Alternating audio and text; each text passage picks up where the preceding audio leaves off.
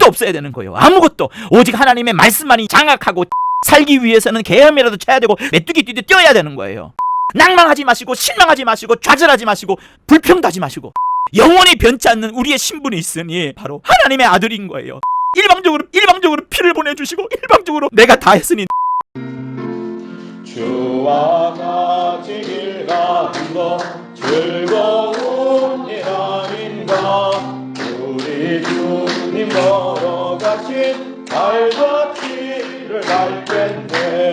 한 걸음 한 걸음 주 예수와 함께 날마다 우리는 걷겠네. 어린아이 같은 우리 미련하고 약하나 주의 손에 이끌려 생명길로 가겠네. 한 걸음 주 예수와 함께 날마다 우리는 걷겠네. 꽃이 피는 들판이나 험한 골짜기라도 주가 인도하는 대로 주와 같이 가겠네. 할렐루야. 에베소서 1장 13절 14절을 보시겠습니다.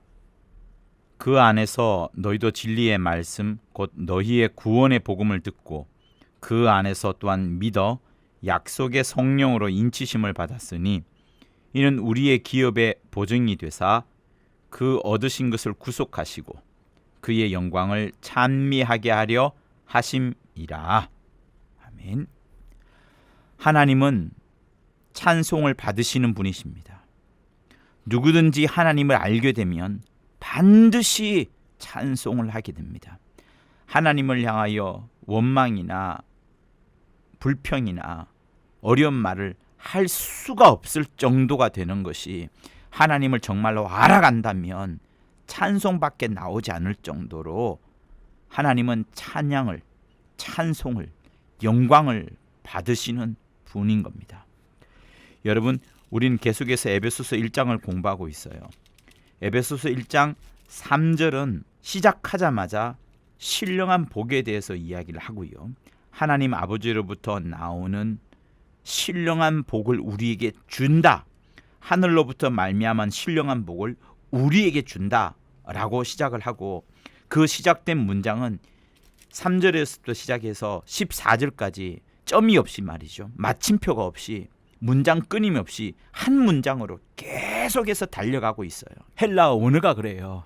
마침내 14절에서 마침내 그제서야 마침표를 찍는 거예요. 한 문장이 거기서 끝나는 겁니다. 그러니 하늘에서부터 시작된 그 신령한 복이 우리에게 주시려고 하는데, 그것이 달리다가 마침내 약속의 성령이란 말이 딱 나오고 나서 우리를 통하여서 그의 영광을 찬미하게 하는 것이다 라고까지 딱 끝마치게 되는 겁니다. 그러니 여러분, 이제 마지막 단계로서 여러분들이 본문에 있는 포인트, 가장 중요한 포인트는 성령이라는 부분과 마침내 성령의 인치심을 받은 우리가 하나님의 영광을 찬미할 수밖에 없는, 하나님을 알아가고 나를 더 알아갈수록, 하나님을 더 알아갈수록, 그리고 이런 우리의 형편들을 다 알아갈수록 마침내는 하나님의 평강과 은혜가 얼마나 큰지를 알아가면 알아갈수록 반드시 영광을 찬미하게 되어진 그것을 본문은 이야기하고 있습니다. 그래서 이 부분들을 우리가 함께 공부했으면 좋겠는데요. 자, 13절과 14절을 잘 한번 분해를 해보면 이렇습니다. 그 안에서, 예수 그리스도 안에서 말하는 거예요. 예수 그리스도 안에서 너희도, 여러분과 나, 교회를 말하는 겁니다. 그리스도 안에서, 예수 안에서 너희, 교회인 너희, 나, 우리 모두가 다 어떻게 되었냐? 진리의 말씀을 받았다. 곧 너희에게는 그 진리의 말씀이 구원의 복음이 되는 것인데, 너희가 진리의 말씀, 곧 너희에게는 그것이 구원의 복음이 되는데, 그러니 여러분, 하나님의 말씀은 진리인 겁니다. 천사에게도 악한 천사에게도 마귀에게도 세상 어떤 존재들에게도 모두에게 진리가 되는 거예요. 그러나 그것이 우리 인간에게는 특별히 구원이 가장 중요하기 때문에 구원의 복음이 되는 거예요. 그 진리의 말씀, 구원의 복음을 들었고 듣고서 그 안에서 다시 예수 안에서 다시 그리스도 안에서 이것을 또한 믿었더니 구원의 복음을 진리의 말씀을 믿었더니 마침내는 하나님이 성령을 약속하셨고 그 성령을 약속한 것을 받게 되니까 이제 약속한 것을 받게 되니까 하나님께서 보증으로 인치심으로 확실히 도장을 찍음으로 성령을 보내주신다는 그 말씀을 하고 계시고요. 그것이 14절까지 또 이어집니다. 이것이 우리의 기업의 보증이 되사 지난 시간에 기업이 뭐라고 말했습니까? 선택하다 그리고 후사다 상속자다 이런 말씀을 여러분에게 드렸죠. 기업이라는 것은 하나님께서 우리에게만 따로 특별하게 예정할 정도로 소중하게 감추어 두었다가 우리에게만 주시고자 하는 우리에게만 상속하시고자 하는 우리에게만 후사로 삼으셔서 우리를 선택하시고 우리를 아끼시고 우리를 보호하셨다가 우리에게만 안겨주시려고 하는 그 뜻 그것을 기업이라고 했어요. 상속 후사 다만 그것이 선택한 따로 아껴둔 따로 빼내어둔 그 소중한 그것을 기업이라 했어요. 그 약속의 성령으로 보증을 하셨는데 마침내 그렇게 하심으로 인하여서 우리에게 상속하시려고 하는 그것의 보증이 또 안 되었다. 무엇이? 성령을 보내주심으로 인하여서 우리가 하늘로부터 받게 될 하늘로부터 상속으로 얻게 될 하나님이 예비해 놓으시고 따로 챙겨두었던 그 선택하여 두신 소중한 그것을 우리에게 확실하게 주겠다는 그 보증이 되는 것이 성령으로 인치셨다라는 것을 말씀합니다. 그리고 성령의 인치심은 또한 장차 우리가 얻게 되는 구속 예수 그리스도의 피 흘림으로 말미암아서 구원함을 얻었을 뿐만 아니라 모든 구속을 다 받게 되는 그것까지 성령이 보증으로 확실하게 인치신다라는 것이 본문에서 말씀하고 있는 거예요. 여러분 여기서 구속은 단순한 구원만을 말하는 것이 아닙니다. 구원이라는 것은 늪 속에 어떤 빠진 사람을 건져내는 것을 말하는 거예요. 구원은. 그러나 구속 혹은 속량이라는 것은 뭐냐면 그 사람을 끄집어낸 다음에 목욕시키고 그리고 빠지기 전에 그가 가졌던 모든 것들을 다시금 회복시켜주는 것을 말합니다. 늪에 빠질 때 신발 잃어버렸을 것이고 반지 떨어뜨렸을 것이고 모든 것을 잃어버렸을 것이고 혹시 다른 가족과 함께 빠졌는데 그만 구원함을 받았다 그러면 다른 가족들은 다 죽은 것 아니겠어요? 그러나 구속이라는 것은 속량이라는 것은 리뎀션이라는 것은 그 사람을 건져낸 것에서 그치지 아니하고 그 사람이 그 속에 빠지기 전에 가졌던 모든 것들 그대로 회복하는 것을 말합니다. 그러니 하나님의 자녀이가 우리이기 때문에 하나님의 자녀로서 가져야 되는 그 신분상 가져야 되는 모든 것들을 다 가지는 그것을 구속 속량이라 말하는 거예요. 옛날 영화 중에 쇼생크 탈출이라는 영화가 있었습니다. 쇼생크 탈출. 근데 영어로 보면 쇼생크 리뎀션이라 나와요. 거기 리뎀션이 나오는데 리뎀션을 탈출로만 번역했는데 탈출만 구원만을 말하는 것이 아니라 리뎀션이라는 것은 탈출해내고 구원해낸 다음에 그 사람이 가져야 될 모든 지위와 시간, 잃어버린 명예, 잃어버린 돈, 잃어버린 가족 그 모든 것들을 다 회복시켜주는 것을 말하는 겁니다. 그러니 구원이라는 것이 지옥에서 마귀의 손에서 끄집어내는 것으로만 끝나지 아니하고 그가 하나님의 자녀이기 때문에 그때로부터 금반지를 끼고 금 신발을 신고 하나님의 자녀로서 하나님의 은혜 속에서 하나님의 권세 속에서 계속해서 살아가게 하는 모든 것을 만들어주는 그것을 구속, 속량, 리뎀션이라 하는 거예요. 그러니 본문에 나오는 우리의 기업의 보증이 되사 누가 약속의 성령이 우리가 장차 후사로 받게 될 그것에 대한 보증이 되는 것이고 그 얻으신 것을 구속할 그때까지 성령이 계속해서 우리의 기업의 보증이 된다라고 말씀을 하시는 거예요. 그러니 계속해서 성령은 우리에게 하나님의 자녀로서 완전히 저 하늘나라에서 그의 지위를 다 얻을 때까지 끊임없이 우리를 도와주시는 분인 겁니다. 자, 그런 의미에서 여러분 자세히 봤으면 좋겠는데, 자, 성령의 인치심이라는 것은 인감도장을 생각하면 딱 좋습니다. 인감도장을 언제 찍어요? 가장 중요한 때만 인감도장을 찍습니다. 진짜다, 확실하다, 이거는 내 진정성이 그대로 표현된 거다라고 할 때 인감도장을 찍지 않습니까? 하나님의 인감도장이 성령인 거예요. 하나님께서 내 것이다, 하나님께서 얘는 확실한 내 것이다 라고 보여주기 위한 하나의 인치심이 성령을 보내주는 거예요.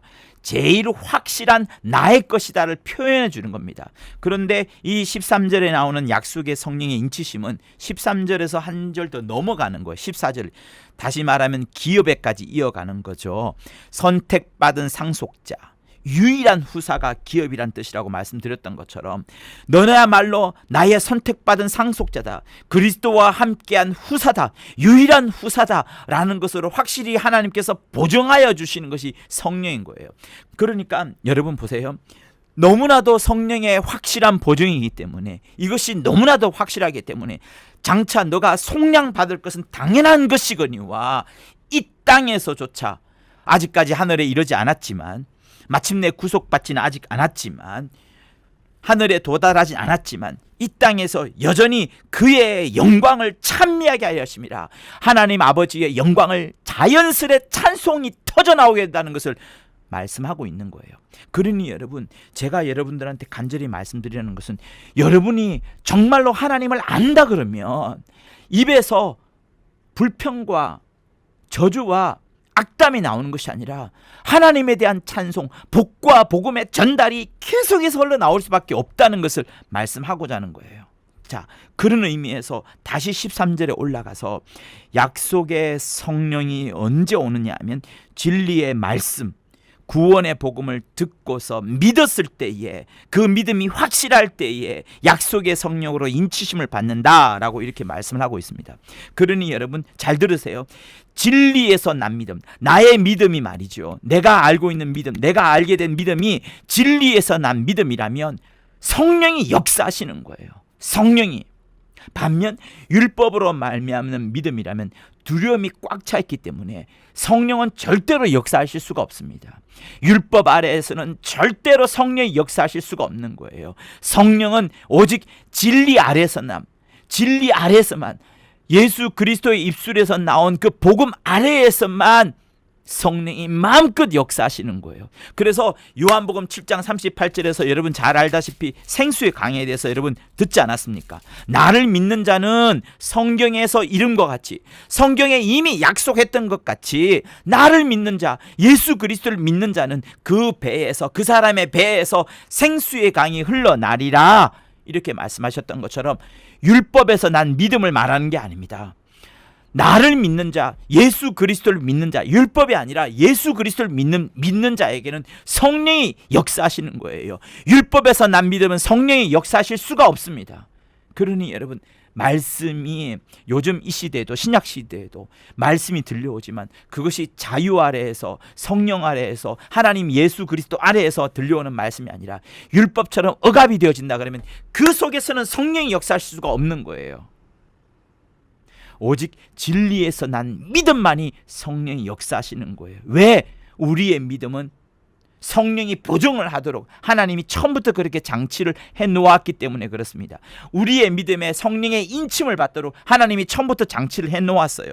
그래서 예수께서 이 땅에 계실 때 계속해서 성령을 받아라, 성령을 받아라 하신 이유가 바로 그것인 겁니다. 자, 그리고 고린도 후서 1장 21절을 한번 보실까요? 20절부터 읽겠습니다. 하나님의 약속은 얼마든지 그리스도 안에서 예가 되나니. 하나님의 약속은 예수 안에서만 예가 된다는 거예요. 예수 이외에 다른 어떤 것 무엇 아래서도 능할 수가 없습니다. 아멘이 될 수 없습니다. 가능함이 될 수 없습니다. 오직 하나님의 약속은 예수 안에서만 예가 되는 거예요. 그런즉 그로 말미암아, 예수 그리스도로 말미암아서 우리 역시도 아멘 하게 되는 것이고, 아멘 하게 되면서 하나님께 영광을 돌리게 됐느니라 이렇게 말씀입니다.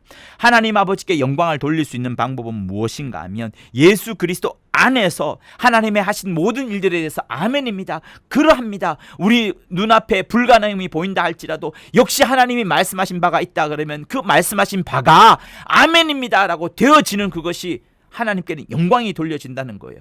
우리 눈에는 불가능함이 우리가 아멘함으로 인하여서 하나님이 영광을 받으신다는 것을 말씀하시는 거예요. 그러므로 여러분 살아가는 모든 환경 속에서 어려움과 두려움이 있다 할지라도 내가 가는 길이 성경대로 이런 말씀이요, 하나님께서 일러주신 말씀이 그대로 하는 것이라면, 성경대로 하는 것이라면 핍박과 곤란과 환란이 따른다 할지라도 거기에 여러분이 아멘하였기 때문에 마침내 그것이 하나님께 영광이 돌려진다는 것을 말씀하시는 거예요. 왜? 예수께서 이 땅에서 십자가의 고난과 수많은 사람들의 핍박과 마귀의 회방을 받았지만 그럼에도 불구하고 하나님 아버지의 뜻대로 가려는 하나님 아버지 앞에 하나님 아버지 앞에 아멘이었기 때문에, 아멘이요 충성이셨던 예수였기 때문에 그의 모든 것들은 하나님께 영광이 되었던 겁니다. 21절, 우리를 너희와 함께 그리스도 안에서 견고케 하시고 우리에게 기름을 부으신 이는 하나님이시니 그가 또한 우리에게 인치시고 보증으로 성령을 우리 마음에 주셨느니라. 이렇게 말씀합니다. 우리에게 기름 부으시고 우리가 그리스도 안에서 더욱더 견고케 하려고 보증으로 성령을 우리 마음에 주셨느니라 라고 말씀하시는 거예요. 그러니 여러분, 우리의 믿음은 반드시 성령의 후원함을 받아야 돼요. 성령의 보증을 받아야 되는 거예요. 우리의 믿음은 성령의 인치심을 받아야 되는 거예요. 그렇지 않으면 우리는 흔들릴 수밖에 없습니다. 흔들리지 말라고, 견고하게 하려고 인치시고 보정으로 하나님이 성령을 주신 부분이에요. 그래서 오늘 본문에도 있는 겁니다. 너희도 진리의 말씀을 듣지 않았느냐? 너희에게 구원의 복음을 들었고 그리스도 안에서 또한 믿었다면 약속의 성령으로 인치심을 받았다라고 말씀을 하시는 겁니다. 그러니 여러분 잘 들으세요. 신앙이라는 것은 자기 생각대로 자기 관념대로 하는 게 아니에요. 내가 이 정도 하면 되지, 이 정도로만 해도 충분할 거야 라고 생각하는 그것은 신앙이 아닙니다. 여러분의 혼의 생각, 여러분의 혼의 의지, 여러분의 혼의 감정을 떠나서 여러분의 영이 원하는 대로 해야 된다는 것을 말하는 거예요. 여러분, 사람에게는 몸과 영과 혼이 있습니다. 혼은 끊임없이 여러분을 끄집어내는 거예요. 자기를 끄집어내는 겁니다. 사람을 끄집어내는 거예요.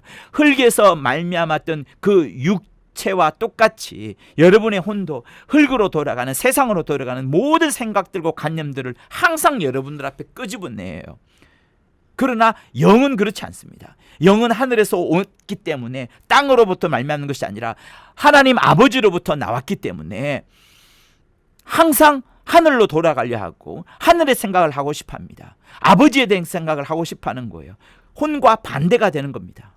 그러니 신앙생활을 한다면, 자기 생각과 자기 관념대로 한다면 그건 신앙이 아니라 자기 신앙, 자기 관념, 다시 말하면 우상이 되는 거예요. 우상이 다른 게 아닙니다. 어떤 형상을 믿는 것을 말하는 것이 아니라 자기에게 돌아가는 것, 하나님이 아닌 그 이외의 어떤 특정한 존재를 향하여서 전폭적으로 지지하고 의지하고 거기에 매달리는 것을 우상이라 말하는 거예요. 그러므로 자기 역시도 우상인 겁니다. 그러니 신앙생활을 한다라고 하면 내가 내 생각과 내 관념이 아니라 나의 혼의 의지와 혼의 감정과 혼의 생각이 아니라, 혼의 관념이 아니라 영이 원하는 바대로 해야 되는 거예요. 왜? 영은 늘 하나님을 간구하거든요. 하나님을 갈망하거든요. 하나님을 찾고자 하거든요. 하나님으로부터만 생명이 온다는 것을 영이 알고 있기 때문에 그렇습니다. 그래서 여러분, 저에게는 자그마한 욕심이 있습니다. 어쨌든 여러분한테 성경대로 가르쳐가지고 성경이 원하는, 하나님이 정말로 원하시는 그 믿음을 갖게끔 하고 이것을 성령이 꽝 하고 보정을 하도록 인치시도록 가는 데까지 성경을 가르쳐주고 싶은 거예요. 그게 저의 간절한 욕심입니다. 자그마한 욕심인 거예요. 제일 중요한 욕심입니다. 그래서 성경대로 돌아가야 되는 거예요. 하나님의 말씀대로 돌아가야 되는 거예요. 하나님의 뜻대로 돌아가야 되는 거예요. 뭐가? 우리의 삶이, 우리의 생각이, 우리의 혼의 의지와 감정과 관념을 내려놓고 영이 진짜로 원하는 바가 그것이기 때문에 그렇게 돌아가야 된다는 것을 말하는 거예요. 그게 신앙입니다. 그러니 여러분, 내가 교회에 와서 말씀을 들을 때도 여러분 어떤 마음으로 말씀을 듣냐 한번 보세요. 여러분이 정말 말씀을 사모합니까? 말씀을 정말로 사모하셔야 돼요. 여러분이 내는 헌금보다도, 여러분이 내는 11조보다도, 여러분이 전도하러 가는 것보다, 여러분의 어떤 무엇보다도 하나님을 더 풍성히 알아가는 것이 여러분 제일 중요합니다. 제일 중요한 거예요. 그래야지, 알아야지 믿지요. 알아야지 하나님을 의지하죠. 알아야지 하나님 앞에 숨을 거 아닙니까? 우리의 신앙생활이라는 것은 끊임없이 나의 부족함과 연약함 가운데서 세상의 악랄함과 그 원수의 그 악한 그 속에서 다시금 예수 안에 숨고 하나님의 날개 안에 숨는 것, 하나님을 의지하는 것, 예수 그리스도의 나의 남편 신랑인 예수 그리스도의 팔짱을 끼는 게 우리 신앙생활이거든요. 그런데 알아야지 숨을 거 아니겠습니까? 알아야지 팔짱을 끼지 않겠어요. 그러니 우리에게 성령이 주어져 있는 겁니다. 성경이 주어져 있는 겁니다. 성령이 거기서 역사하는 겁니다. 주의 종이 계속해서 말씀 전한 시간에 하나님에 대해서 소개하는 이유가 바로 여기에 있는 겁니다. 여러분들이 하나님을 알으라고. 왜? 그 안에서 너희도 진리의 말씀, 너희의 구원의 복음을 듣고 그 안에서 믿어 약속의 성령으로 인치심을 받았으니, 말씀 없이는 성령의 인치심이 없어요. 하늘로부터 말미암는 진리의 말씀이 없으면 성령이 역사하실 수가 없습니다. 주의 종을 통하여서 지금도 여러분들한테 하나님의 말씀을 전하려고 하는데 머릿속으로 딴 생각하고 있으면 여러분 엉망이 되는 겁니다. 여러분, 이 시간에는 모든 것을 내려놓아야 돼요. 집안의 문제, 음식, 장 보러 갈 거, 남편 문제, 아들 문제 다 내려놔야 돼요. 교회 문제까지, 분쟁 다 내려놔야 됩니다. 하나님의 말씀 있는 그 자리에서는 아무것도 없어야 되는 거예요. 아무것도. 오직 하나님의 말씀만이 여러분을 전적으로 장악하고 지배해야 되는 거예요. 그 자리에 완전히 납작하게 엎드려야 되는 거예요. 진리의 말씀 앞에. 그래야지 성령이 역사하시는 겁니다. 성령이 보정하고 인치시도록 하는 거예요. 여러분이 그래 너 잘났다, 네 계속 그렇게 주장해라 할지라도 여러분 어쨌든 하나님은 진리로 난 믿음에 인치시고 보정으로 성령을 주시는 거예요. 여러분의 믿음이 정말 진리에 부합하고 진리에 근거하였기 때문에 성령이 인치실 정도로, 성령이 보정할 정도로 되어야 된다는 것을 말씀합니다. 여러분의 믿음이 성령의 보정을 받고 있습니까? 아니면 관념적으로 대충적으로 신앙하고 있습니까? 관념적이며 대충적인 신앙이라면 회개해야 돼요. 여러분 정말 회개해야 됩니다. 하나님의 말씀을 들을 때만큼은 깨어 있어야 돼요. 그 말씀이 하나님처럼 여러분 심령 속에 성령이 막 날쌘 검처럼 막 후벼파고 들어와야 되는 거예요. 제가 재미있는 이야기 하나 드릴까요? 옛날에 동네 나가면 어떤 양반 할아버지가 수염을 탁 기르고 멋진 부채를 펴면서 그 풀 잘 먹인 모시옷을 입고 여름에 느티나무 아래에서 평상에 그렇게 바람을 붙이면서 있는 모습이 굉장히 멋있었습니다. 근데 딱 보니까 그 옷 사이에, 지금은 용어를 알죠, 등등거리라 그러죠. 혹은 등토시랍니다. 등나무로 만든 등거리와 토시, 이제 이 팔에 넣는 걸 토시라고 등에 넣는 것을 등거리라 합니다. 그렇게 얇은 나무를 집어넣으니까 이게 더 공간이 비어 있어서 바람이 더 잘 통하게 되니까 매우 시원해지고 또 실제로 또 시원하기도 합니다. 근데 요즘은 이제 그런 모습들을 잘 보여지지 않죠. 그런데 그 옷도 여러분 약점이 있습니다. 소나기가 오잖아요. 큰일 납니다. 소나기가 오면 그 옷이, 모시옷이 몸에 쫙 붙어가지고 후줄근해지고 정말 꼴불견이 됩니다. 그러니 여러분 어떻게 돼요? 소나기를 만나면 양반도 뛰어야 돼요. 그런데 여러분 우리가 어떤 속담들이 있지 않습니까? 아니 내가 양반인데 소나기 만났다고 개처럼 뛰어야 되냐? 메뚜기처럼 뛰어야 되냐? 또 물에 빠지면 뭐라고 말합니까? 아니 내가 양반인데 개 헤엄쳐서라도 그렇게 나와야 되냐? 경망스럽게 행동하지 않는다는 것을 양반의 하나의 표상으로 이야기했다, 그 말인 거죠. 그러나 여러분 신앙이라는 것이 그렇게 돼서는 안 돼요. 신앙이라는 것은 경망스러워도 됩니다. 신앙이라는 것은 개헤엄쳐도 됩니다. 신앙생활이라는 것은 메뚜기 뛰듯 해도 됩니다. 오히려 그것이 맞을 수가 있어요. 물에 빠졌을 때 개헤엄치지 않으면 죽어요. 자유형하면 좋죠. 배영하면 좋아요. 그러나 그것도 안 된다 그러면 개헤엄이라도 쳐야 되는 겁니다. 소나기 만나서 뛰지 않으면 엉망이 돼요. 위신이 더 깎입니다.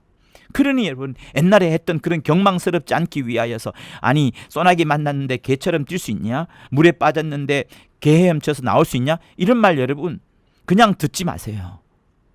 우리의 신앙생활에 빗대어서 말씀하시면 여러분 매우 귀중한 귀감이 됩니다. 여러분 하나님 앞에 우리의 신앙생활이라는 것은 매달려야 되는 겁니다. 매달려야 되는 거예요. 성령이 보정할 수 있을 정도로 내 믿음에 관해서 내 믿음이 정말 진리에서 난 믿음이라면 성령이 보정하시고 역사하실 정도가 되어야 된다는 것을 말하는 거예요. 신앙생활은 그렇게 돼서는 안 됩니다. 개 마냥 해야 되는 거예요. 메뚜기 마냥 뛰어야 되는 거예요. 개 마냥 헤엄쳐야 되는 거예요.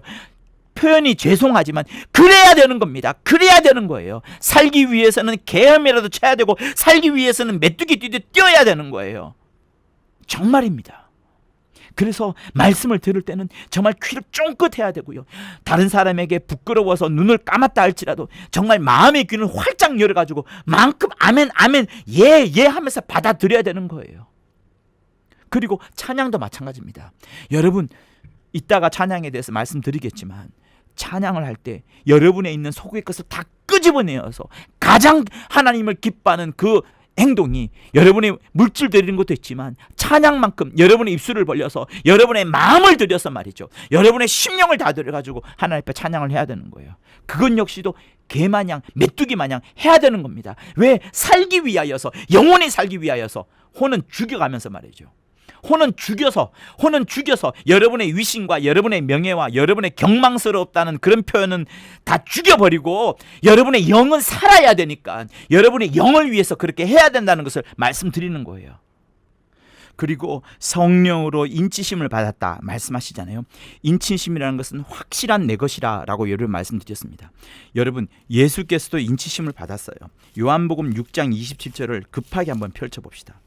요한복음 6장은 매우 중요한 장이라고 여러 번 말씀을 드렸습니다. 왜냐하면 거긴 오병이어의 이적이 나오거든요. 5,000명을 먹인 말씀이 나옵니다. 그러나 오병이어의 이적은 5,000명을 먹인 게 중요한 게 아닙니다. 그 조그마한 것으로 5,000명을 먹인 그 사건이 중요한 게 아니에요. 왜냐하면 주님이 바로 즉시로 오병이어 이후에 무엇을 말하냐면 내가 생명의 떡이다. 너희들이 오병이어를 먹었던 것처럼 나를 먹어야 된다는 충격적인 말씀을 했을 때 많은 제자들이 떠나갔습니다. 요한복음 6장 66절은 수많은 제자들이 떠나갔다라고 말씀을 하고 있어요. 몇몇 남지 않았다라고 말합니다. 주님이 무슨 말씀을 하였나요? 내 살을 먹고 내 피를 마시는 자는 영생을 가졌고 마지막 날에 내가 그를 다시 살리니 내 살은 참된 양식이요 내 피는 참된 음료로다. 내 살을 먹고 내 피를 마시는 자는 내가 그를 내 안에 거하게끔 하고 나도 그 안에 거할 것이다. 이렇게 말씀하시면서 굉장히 무섭게 들려지는 내 살을 먹으라 내 뼈를 마시라 이렇게 말씀을 하시는 겁니다. 그러면서 주님이 하신 말씀이 그거예요. 썩는 양식을 위해서 일하지 말고 영생하도록 있는 양식을 위하여 하라.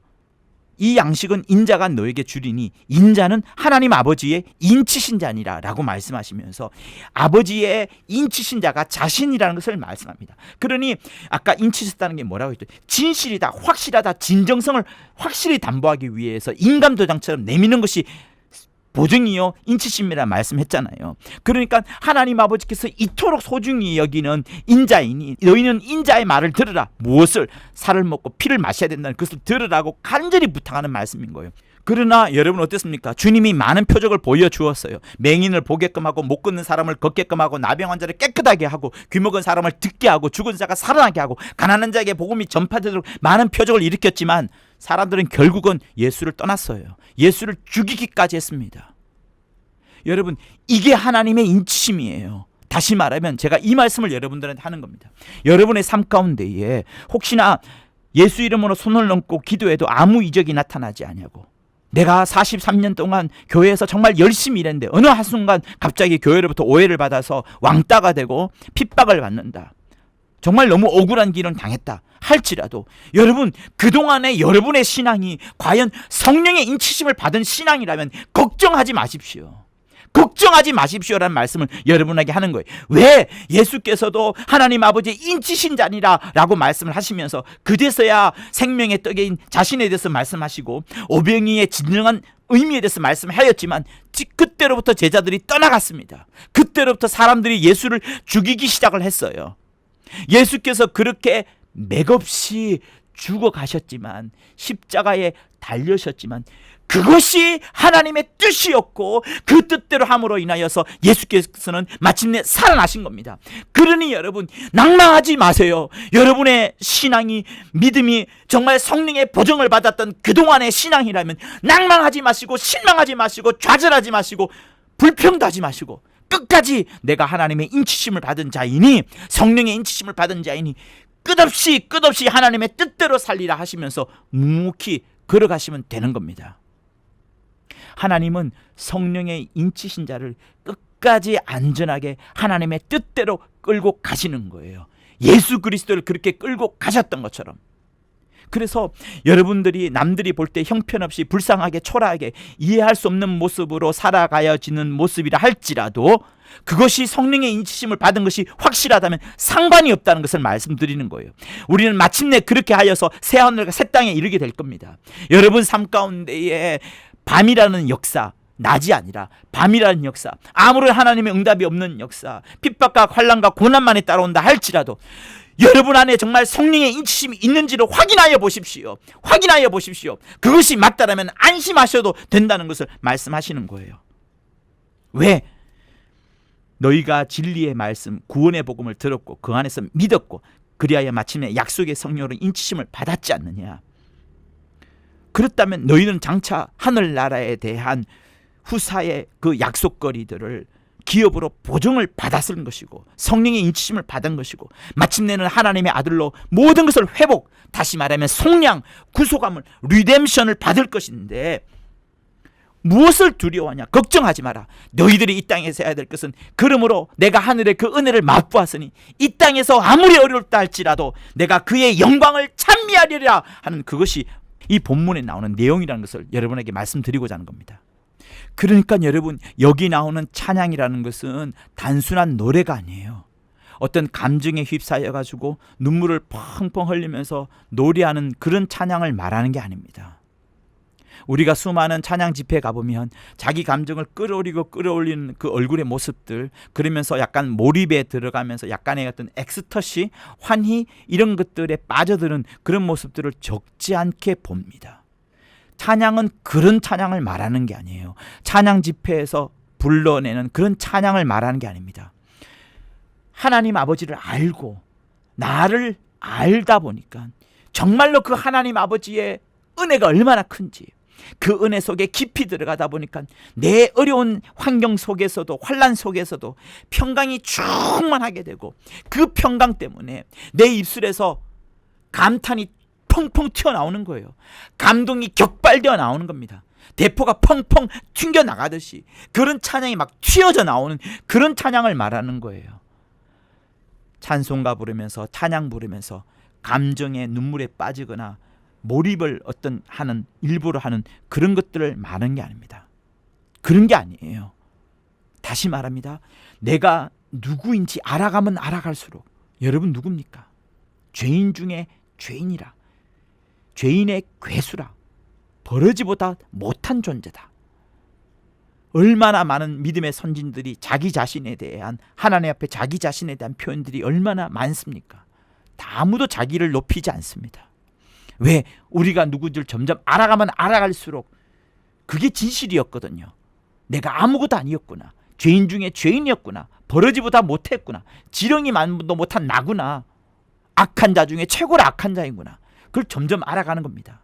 또 하나님을 알면 알수록 그 하나님의 높으심과 높으심이, 나의 낮아짐과 낮아짐이 얼마나 그 큰 격차를 알게 되면 알게 될수록, 아, 하나님이 내게 그럼에도 불구하고 은혜를 주셨구나, 나에게 생명을 주셨구나, 내게 그러므로 큰 강 같은 평안이 있구나, 평강이 있구나. 그러니 보세요. 하나님이 누구인지 알아가고 내가 누구인지 알아가고 평강과 은혜가 얼마나 큰지를 알아가다 보니까 반드시 그 사람의 입술에서 감탄사가 터져 나오는 거예요. 그게 찬양이라는 겁니다. 감탄사가 격발되는 거예요. 그게 찬송이라는 겁니다. 그래서 에베소서 1장 3절에서 찬송하리로다 라고 하면서 시작을 하는 거예요. 찬송하리로다. 하나님 우리 주 예수 그리스도의 하나님의 아버지께서 그리스도 안에서 하늘에 속한 모든 신령한 복으로 우리에게 복 주시되, 찬송하려 나오다가 마침내 마지막으로 또 끝나게 되는 거예요. 12절에서도 강조 한번 되다가 14절에 마지막에 빵! 그의 영광을 찬미하게 하려 하십니다. 이렇게 나오는 겁니다. 그러니 여러분들이 찬양 집회에 가서 그런 몰입과 감정에 빠져들어가는 그것이 여러분 찬양이 아니에요.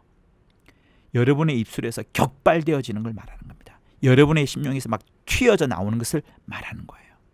어떤 사람은 이런 이야기를 합니다. 목사님, 제가 신학교 갔더니 신학을 배웠더니 내가 가졌던 신앙을 모두 다 갉아먹었어요. 그나마 있던 신앙도 막 깨지는 것 같았어요. 그런 말들을 합니다. 이해합니다. 왜? 신학이라는 것은 이론이에요. 이성이에요. 학문이에요. 반드시 증명이 되어야 되는 겁니다. 사람의 머리로 논리로 이론과 이성을 배경으로 하기 때문에 그 무기 앞에 신앙이라는 것은 증명할 수가 없기 때문에 속수무책으로 당해질 수밖에 없습니다. 그런데 신앙이라는 것은 그런 이성과 이론의 칼날, 신학의 그 날카로운 무기 앞에도 능히 견뎌낼 정도로 견고한 진으로 든든히 서 있어야 되는 게 신앙을 말하는 거예요. 그 사람이 그렇게 말한다는 것은 그동안에 하나님이 누구인지, 자기가 누구인지, 그 은혜와 평강이 얼마나 컸는지 몰랐고 평소에 그랬기 때문에 입술에서 찬송이 터져나오듯이 하지 않았다는 것을 살짝 말해주는 겁니다. 어떤 사람은 또 그래요. 교회가 분열되어서 너무 힘듭니다. 가족들 전도도 못하고 내 신앙도 없어지는 것 같아요. 교리 논쟁이 심각해서 나는 너무 혼란스럽습니다. 신앙 논쟁도 치열해서 어느 교수의 말이 맞는지 모르겠습니다. 이것도 신앙을 갉아먹는 것 같아요 라고 말하기도 합니다. 그것도 이해됩니다. 그러나 똑같은 거예요. 교회가 아무리 분열된다 할지라도, 교리 논쟁이 거세다 할지라도, 신학자들이 서로 싸워서 뭐가 뭔지 모른다 할지라도 여러분, 변치 않는 거 견고한 진이 있어요. 뭐냐? 하나님이 누구냐 하는 부분을 말하는 거예요. 그리고 나는 누구냐 하는 부분을 말하는 거예요. 하나님 아버지의 평강과 은혜가, 그 구원의 능력이 얼마나 큰지는 당연히 알아야 되는 겁니다. 그거랑 상관이 없는 거예요. 그래서 우리 신앙생활은 예배 중에는, 말씀 듣는 중에는 그 많은 것들이 머리에 들어올 필요가 없는 거예요. 분열과 논쟁과 다툼과 찢어짐과 이런 것들은 들어올 필요가 없는 거예요. 또 반대로 이렇게 말하는 사람도 있어요. 목사님, 나 이거 이번에 체험하고 나서, 이런 기적의 신비로운 기적을 체험하고 나서 신앙이 높아졌어요. 이런 말 하기도 합니다. 적지 않은 사람들이 그런 이야기를 하고 있고, 그런 은사주가 충만한 교회로, 예언하는 교회로 많이 떠넘어가는 것을 많이 보게 됩니다. 그러면 체험에 강조되어진, 체험이 있고 신비가 이루는 그런 교회면 맞다라고 여러분 생각할 수 있을까요? 그래서 하나님은 모르고 예수도 잘 모르지만 아픈데 손 얹고 기도하니 나았다라고 하면서 이게 전부인 것처럼, 이게 신앙의 모든 것인 것처럼 말하기도 하는데, 여러분, 이것도 아닙니다. 처음부터 다시 말씀을 드릴게요. 신앙이라는 것은 하나님께로 들어가고 하나님의 열정과 하나님의 열심과 하나님의 그 의로우심을 나타내시려고 하는 하나님의 일평생의 사역, 하나님의 일평생의 목적, 그것을 알아가는 것이 신앙이에요. 여러분의 병 고치셔서 나음과 기도의 응답 받았냐 안 받냐, 그 중요하지 않습니다. 다 120세 인생 동안에 내려놓고 다 떠나갈 거예요. 영원한 것을 잡아야 되는 것을 말하는 거예요. 영원한 것은 여러분이 하나님의 자녀가 됐다는 것을 말하는 겁니다.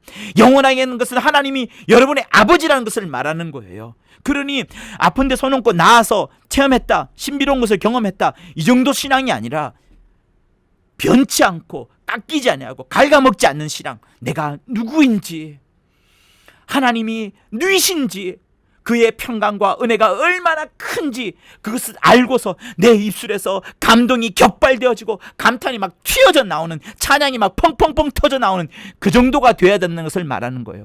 그래서 여러분, 아까 제가 뭐라고 말씀드렸습니까? 성령의 인치심이 있어야 된다.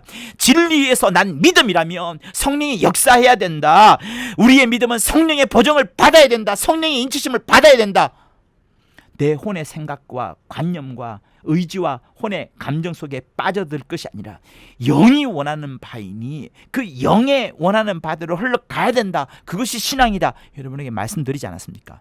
그러면서 개헤엄 이야기했고 메뚜기 마듯이 막 뛰어드는 것 이야기하지 않았습니까? 여러분, 진짜 그게 맞아요. 그게 신앙입니다. 그래서 말씀을 들을 때는 그렇게 격발하듯이 하나님의 말씀을 받지 못하면 안 될 정도로, 비가 막 쏟아지는 것을 그 비를 받지 않으면 안 될 정도로 그렇게 갈구하면서 하나님의 말씀을 받아야 되는 것이고, 그 받은 바가 너무나도 크기 때문에 자연스레 내 무릎은 꿇어지고 내 입술은 마음껏 벌려서 하나님의 이름을 찬양하게 되어진 그것이 신앙이라 말씀하는 거예요. 그래서 여러분, 하나님이 여러분 말씀하시는 게 있습니다. 너희가 하나님을 아는 지식이 없으므로 망하는구나. 호세아서 4장 6절에 말씀하지 않았습니까? 호세아라는 사람을 통하여서 그 간음한 여인을 자기 부인으로 삼았던 호시아, 그가 하는 말이 그겁니다. 지식이 없으므로 망하는구나. 여호와를 힘써 알자, 힘써 알자, 힘써 알자. 여러분, 하나님을 알아야 돼요. 여러분이 장차 저 하늘 나라에서 만날 존재는 하나님인 겁니다. 그런데 하나님을 모르고 어떡합니까? 하나님을 알아야 믿죠. 하나님을 알아야 기대죠. 하나님을 알아야 그 속에 숨을 거 아니겠습니까? 대상을 모르는데 어떻게 믿을 수가 있습니까? 믿음의 시작이라는 것은 아는 거예요. 그래서 조금 알고 확 믿어버리고, 조금 알고 확 믿어버리고, 조금 알고 확 믿어버려가지고 하나님을 점점점 알아가는 그것이 신앙인 겁니다. 그래서 제대로 알게 되면 찬양이 막 발사되는 거예요. 찬양이 총알이, 찬양의 대포가 막 격발되어지고 튀어나오고 발포가 되는 거예요. 그래서 그것이 오늘 14절에서 말씀하시는 바입니다. 약속의 성령으로 인치심을 받았고 마침내 우리가 하늘의 상속, 저 하늘 나라에 받을 수많은 그 기업을 인치심으로 받게 된다는 그것을 얻은 다음에 마침내 이 땅에서 우리가 그의 영광을 찬미하게 되는 것. 물론 저 하늘 나라에 가서도 당연히 찬미하게 됩니다.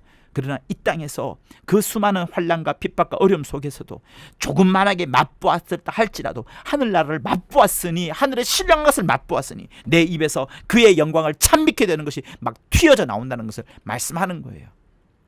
2차 세계대전 때에 악명 높았던 아우슈비츠 수용소가 있습니다. 600만 명이 집단 학살을 당했다고 하죠.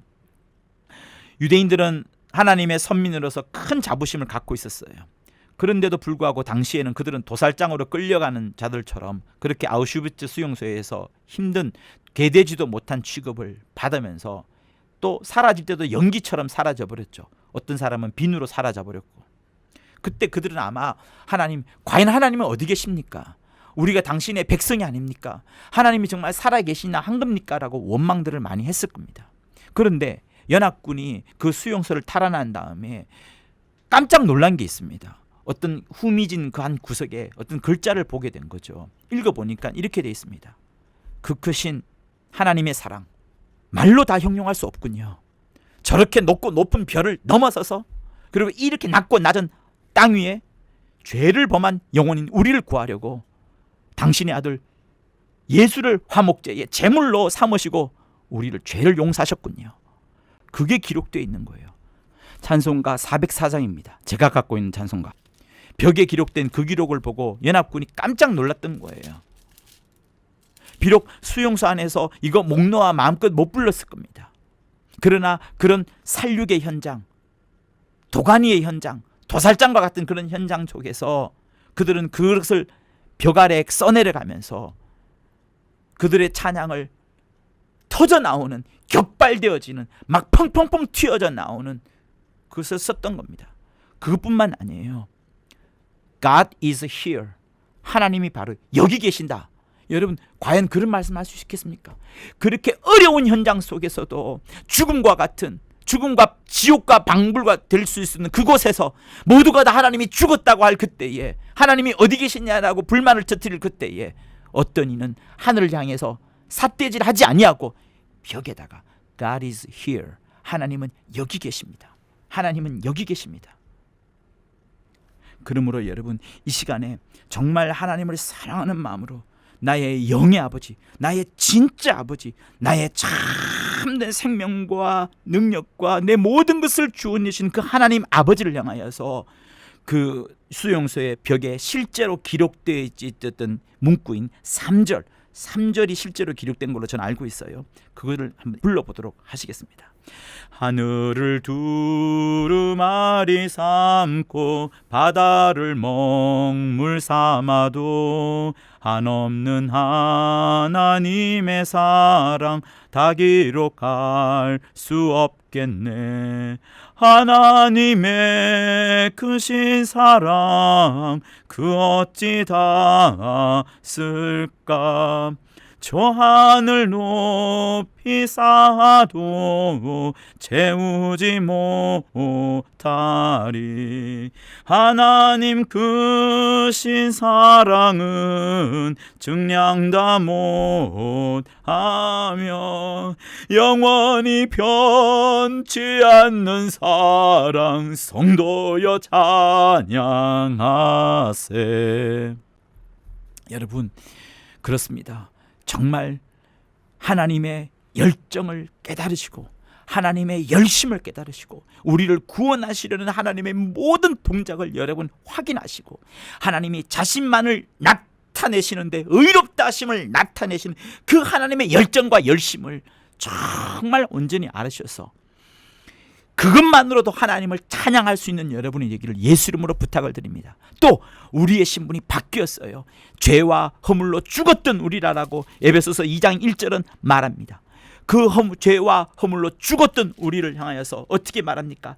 우리가 예수 안에서 거룩하고 흠이 없게 하려고 장세전부터 우리를 예비해 놓았던 것처럼 우리가 하나님의 아들들 되도록 우리가 만들어 놓았으니 그것만으로도 여러분 하나님을 찬양할 수 있는 사람들이 당연히 되어야 되는 겁니다.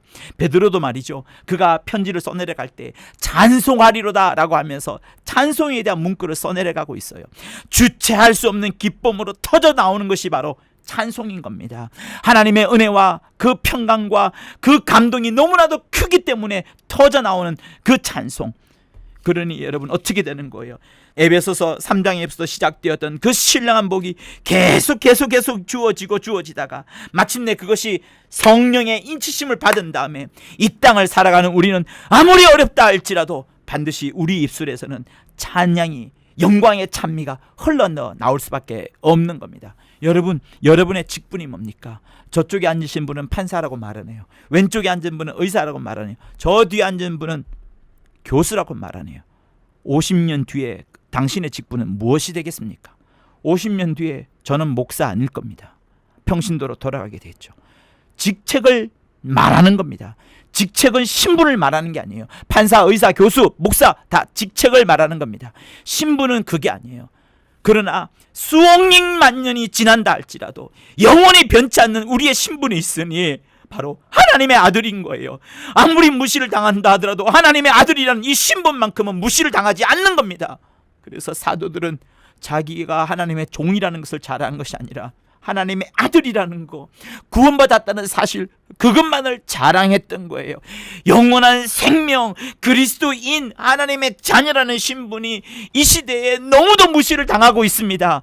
그러나 여러분, 하나님 아버지께서는 그런 무시에 대해서 조금도 꿈쩍하지 않으시고 이 천지 만물보다 우주보다 몇 개 우주보다도 그 큰 공간과 어마어마한 자연 천지 만물의 그 움직임들보다도 백두산 천지보다도 하늘이 갈라지는 것보다도 더 감탄이 터져 나오는 게 무엇이라고요?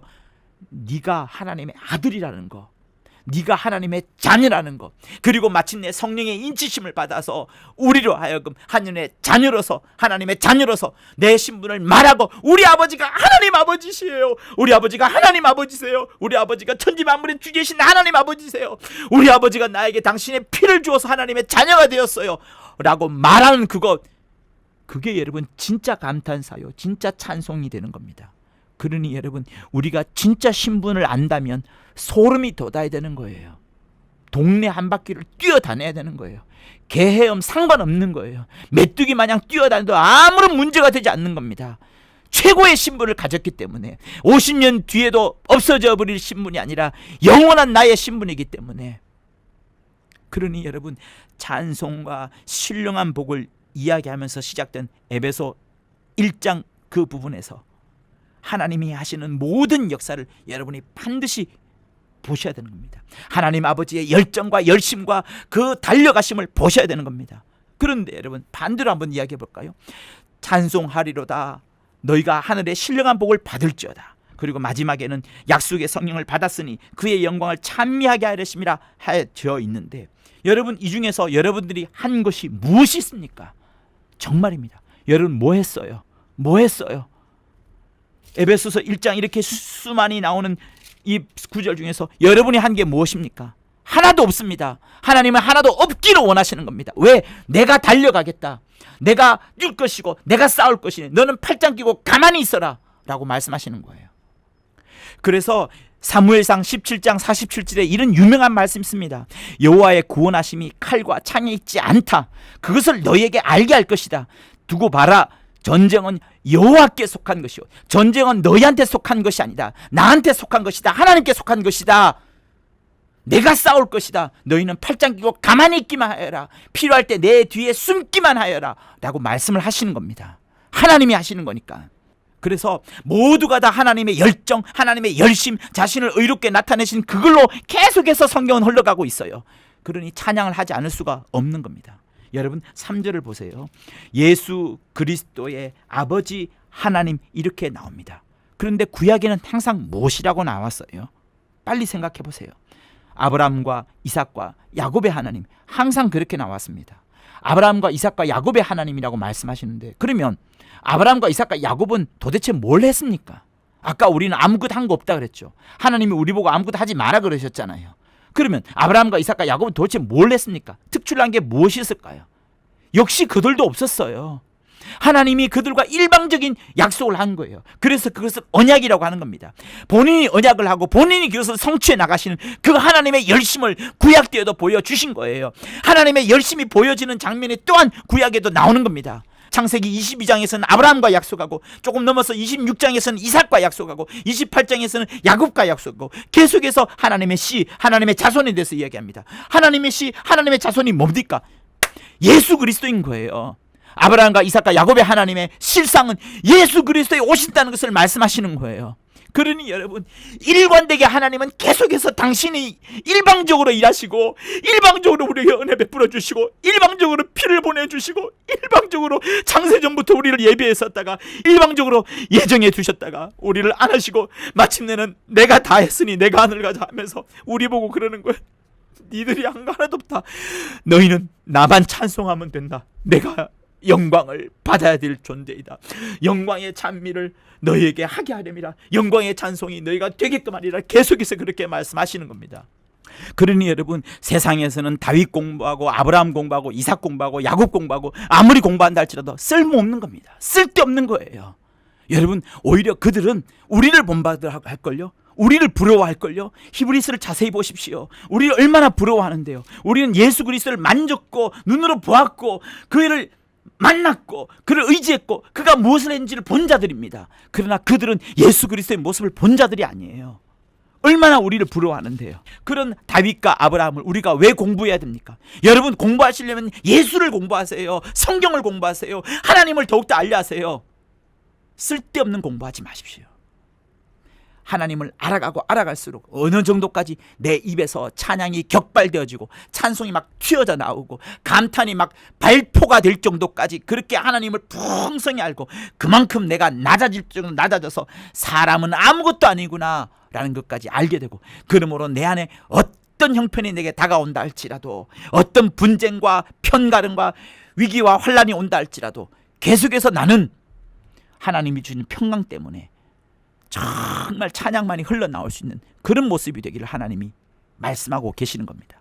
그러니 여러분, 하나님에 대한 지식이 없어도 은혜 받았으니 축복으로 잘 산다라고 여러분 그렇게 생각하면 안 되는 겁니다. 아, 하나님이 오늘 이 응답 주시고 이 병 고쳐 주셔서 우리 가정에 아무 문제 없어요 라고 말하면서 즐거워하는 게, 여러분, 그게 정상적 신앙생활이 아닌 겁니다. 여호와를 힘써 알지니라 라고 말씀하시는 것처럼 하나님에 대한 알아감, 하나님이 여러분 아버지세요. 여러분의 하나님의 DNA를 갖기를 하나님이 원하시는 거예요. 하나님을 알아가는 것이 축복이지 기도의 응답이나 병고침이 축복이 아닌 겁니다. 하나님을 정말로 알아가는 것, 찬양이 격발되어져 나올 정도까지 그렇게 돼야 된다는 것을 말씀하시는 거예요. 그러니 여러분, 우리가 그동안의 복이라고 말하면 신명기 28장에 나오는 것들을 복으로 알았어요. 왜냐하면 우리 사람들이 뭐랄까요, 육과 혼에 끄달려 살다 보니까 눈에 보이는 것들을 복으로만 알았었죠. 그래서 내 몸의 소생과 내 토지의 소산과 내 짐승의 새끼와 우양의 새끼가 복을 받을 것이며, 이러면서 네가 들어와도 복을 받고 나가도 복을 받을 것이며, 그들이 한 길로 너를 치러 들어왔으나 내 앞에서 7길로 도망하리라. 네가 많은 민족에게 꾸어줄지라도 너는 꾸지 아니할 것이요. 뭐 이런 말씀이 가득해요. 그러나 여러분, 신명기 28장의 복은 에베소 1장의 신령한 복과 너무나도 다르지 않습니까? 에베소 1장 우리가 그동안에 공부했던 복은 뭐 어떤 겁니까? 오직 하늘로부터 말미암는 거예요. 예수 그리스도께서 오시기 전이라 그들이 아는 복은 그것밖에 없기 때문에 그렇게 설명한 거예요. 그러나 예수 그리스도 오신 이후에는 신령한 복의 실체를 만났기 때문에 그것을 사도가 경험했고 제자들이 경험하고 있기 때문에 그것을 에베소 1장에서 말하고 있는 겁니다. 실상을 모르기 때문에 그렇게 말했던 거예요. 요한계시록 21장에도 보세요. 천국에 대한 실상을 그들이 도저히 알 수 없으니, 눈으로 봐도 그것을 어떻게 표현할 방법이 없으니까 각종 보석에 대한 이야기를 잔뜩 깔아놓고 있지 않습니까? 그러나 천국에 대한 실상을 알게 되면 그렇게 설명을 안 할 겁니다. 4마리의 강아지가 9개의 방에 있어요. 그럼 몇 마리입니까? 4, 9, 36. 내가 구구단을 모르면 일일이 4마리씩 9개 방에 있는 거 다 셀 겁니다. 구구단을 알면 한 방에 끝나는 거예요. 천국의 실상을 알게 되면, 신령한 복을 알게 되면 이 땅에 있는 복, 신명기 28장에 나오는 복은 아무것도 아닌 게 되는 겁니다. 그래서 감탄이 튀어져 나오는 것이고 영광의 찬미가 흘러나오는 거예요. 사랑하는 성도 여러분, 그러므로 성령 충만하여서 내 믿음이 성령의 보정을 받음으로 인하여서 내 입술에서 정말 찬송이 터져나올 수 있도록, 내가 어떤 사람을 만나면 진리의 복음이 막 흘러나올 수 있도록, 다른 이야기가 아니라 누구 흉보고 누구 비난하는 이야기 아니라 진리의 말씀이 흘러나옴으로 인하여서 그것이 하나님의 이름을 높여가는 찬양이 되고 찬송이 될 수 있도록 해야 되는 것이 맞는 겁니다. 개보다도 더 못한 신분, 메뚜기보다 더 못한 신분인 우리였습니다. 죄와 허물로 죽을 수밖에 없던 우리였는데 하나님의 자녀가 됐는데 무엇이 더 부족합니까? 그래서 시편 23편도 매우 소중한 우리의 고백이 되는 거예요. 여호와는 나의 목자시니 내가 부족함이 없으리로다. 부족함이 없는 거예요. 부족함이 없는 거예요. 로마서 8장 32절에 보면 그런 말씀 있지 않습니까? 자기 아들을 아끼지 아니하고 우리 모든 사람을 위하여 내어주신 이가 어찌 그 아들과 함께 모든 것을 우리에게 은사로 주지 아니하겠느뇨 라고 말합니다. 여러분, 여기서 은사라는 것을 더 받으려고 이 말씀을 인용합니까? 아닙니다. 저는 그토록 하나님께서 자기 아들을 내어줄 정도라는 그것에 저는 감동을 받았어요. 뭘 또 받으려 합니까? 저는 받지 않아도 됩니다. 그러나 성령의 인치심, 성령의 보정하심, 성령의 함께 하시는 그 역사들은 함께 따랐으면 좋겠어요. 그것이 환난으로든 핍박으로든 상관없이 어쨌든 하늘의 신령한 복으로 내게 다가오기를 저는 원합니다. 그러면서도 가장 내가 받고 싶은 것은 하나님의 자녀가 되었다는 그 엄청난 신분에 대해서 저는 감사하는 거예요. 여러분, 오늘 밤, 이 밤에 주님이 오신다면 여러분 무엇을 끄집어낼 수 있겠습니까? 여러분 요리한 거? 여러분 욕심 덩어리들? 여러분이 그동안에 망신상하리 당했던 그런 것들? 여러분이 구했던 수많은 것들? 오병이요? 그런 것 꺼내놓겠습니까? 아니면은 신령한 복에 대해서 찬미를 하고 있는 에베소서를 여러분 끄집어 내놓을 수 있겠습니까? 여러분의 삶이 영광의 찬송이 되기를 예수 이름으로 부탁을 드립니다.